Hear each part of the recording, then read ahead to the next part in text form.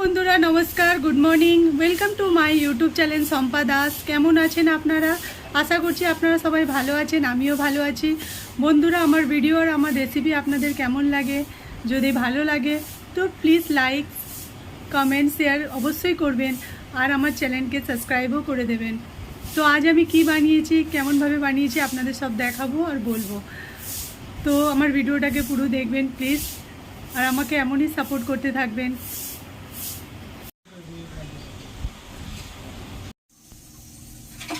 আজ আমি বানাবো কুমড়ো আলু আর ছোলা দিয়ে একটা সিম্পল তরকারি। তো ছোলাটা আমি প্রথমে কুকারে 3টে সিটি লাগিয়ে নিয়েছি। তো আসুন দেখাই কিভাবে বানাচ্ছি। কড়াইতে তেল গরম হয়ে গেছে, অ্যাড করে দেবো 5 ফোড়ন আর একটা শুকনো লঙ্কা,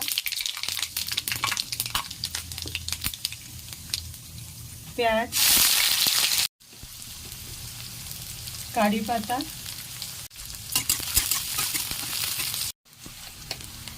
এবার অ্যাড করে দেবো আলু। আলুগুলো একটু ভাজা ভাজা হয়ে গেলে এতে অ্যাড করে দেবো কুমড়ো,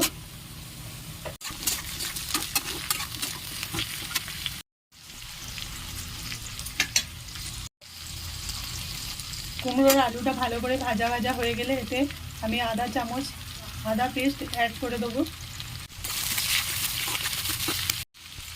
1 মিনিট পর এতে 1 চামচ হলুদ, আধা চামচ জিরে, আধা চামচ ধনে পাউডার,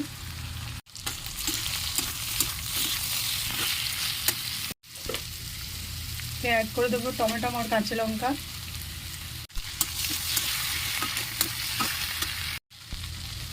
এবার এতে অ্যাড করে দেবো সেদ্ধ করা ছোলা।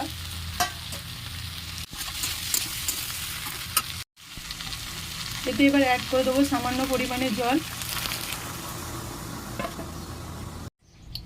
পরিমাণ মতো নুন,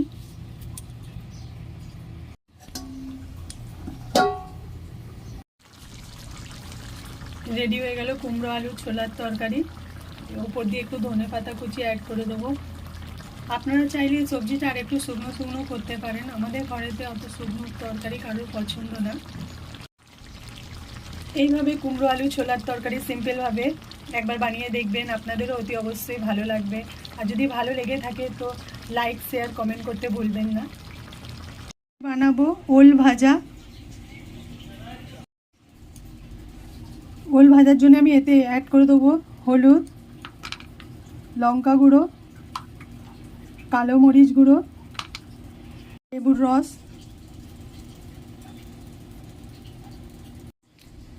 স্বাদ অনুযায়ী নুন, একসাথে মিক্স করে ফ্রাই করব। কড়াইতে তেল গরম হয়ে গেছে, অল্প অল্প করে ভেজে নেব আমি।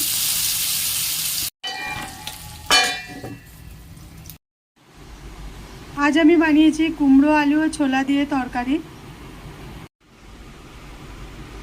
ওল ভাজা, ডাল। আজ এটাই বানিয়েছি, ভাত সাথে রুটি, পরোটা আর ভাত তো আছেই।